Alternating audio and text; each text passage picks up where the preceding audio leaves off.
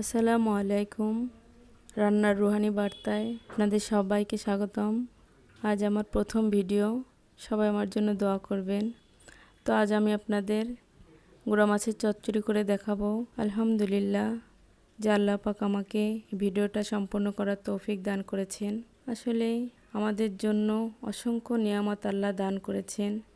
প্রতিটি শ্বাস প্রশ্বাস, প্রতিটি খাবার তার পক্ষ থেকেই আমাদের জন্য একটি বিশেষ উপহার।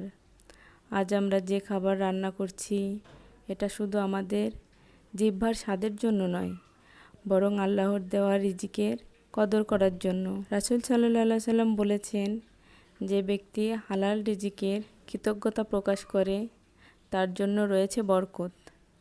তাই আমাদের প্রতিটি খাবারের সাথে যেন আল্লাহর কৃতজ্ঞতা প্রকাশ করি, সেই তৌফিক যেন আল্লাহ পাক আমাদের দান করেন।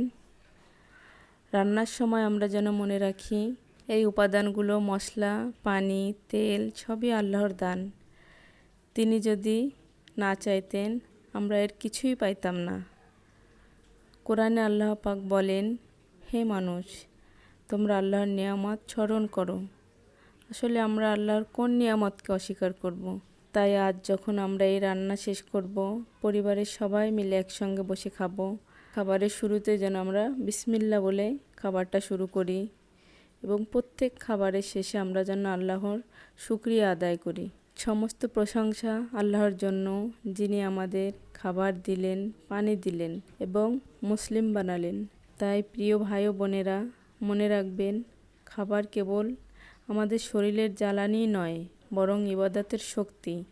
তাই আসুন আমরা প্রতিটি খাবারকে আল্লাহর পথে ব্যবহার করি এবং তার প্রতি সর্বদা কৃতজ্ঞ থাকি। আল্লাহ যেন আমাদের সবাইকে ভালো রাখেন, সুস্থ রাখেন। আর যদি ভিডিওটা আপনাদের ভালো লাগে তাহলে আমার চ্যানেলটি সাবস্ক্রাইব করে আমার পাশে থাকবেন। আজ এই পর্যন্ত। আল্লাহ হাফেজ।